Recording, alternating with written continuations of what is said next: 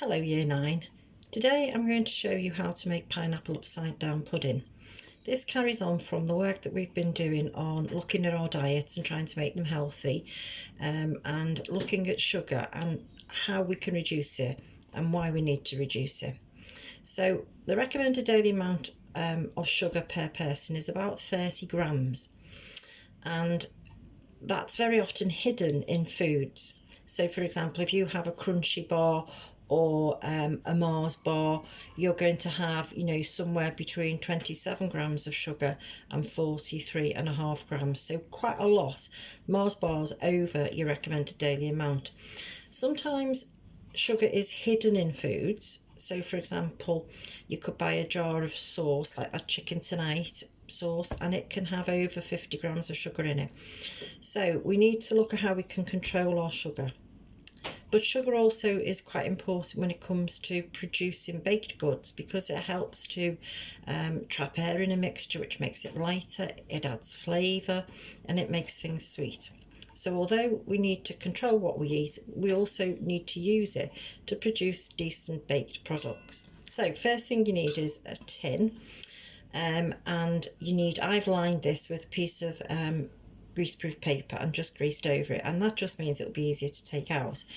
Then you're going to add some syrup to this. So I'm going to use a spoon that I've just dipped in some hot water, and I'm going to add enough syrup to spread on the bottom of my tin.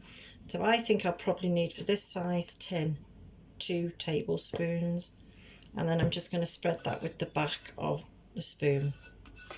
Don't worry if it doesn't go all over, because it will do in the oven, it'll just dissolve. And then I'm just going to put that spoon in there to use later.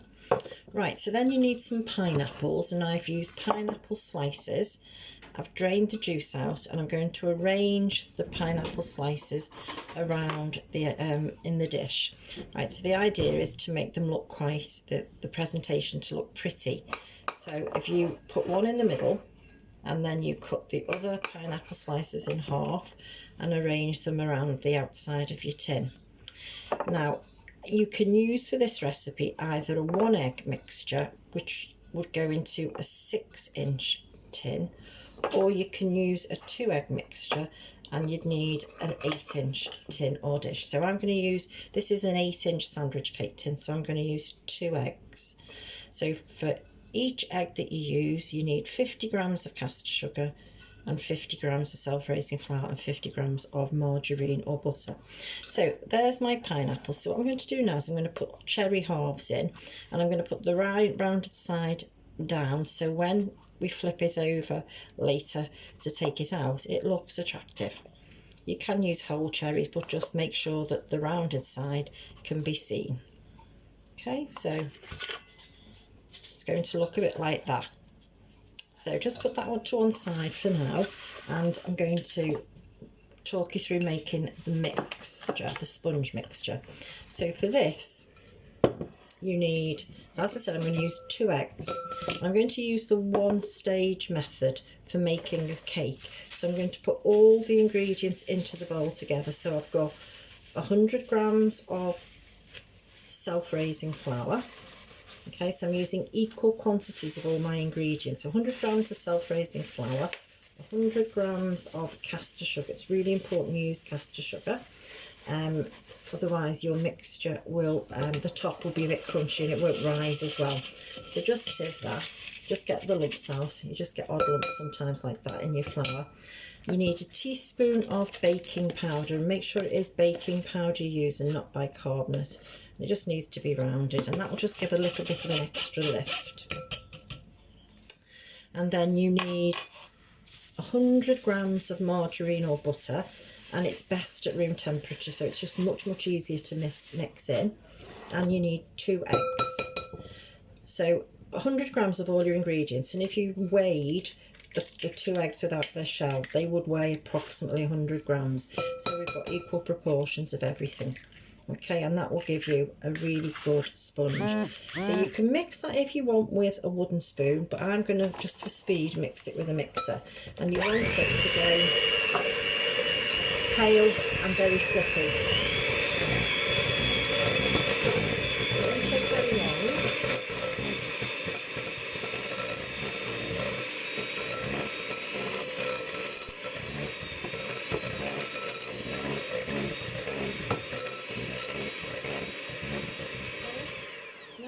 see, it's all mixed in, it's changed colour, it's gone a bit lighter. I'm just going to give it another little bit of a mix, and then it'll be ready.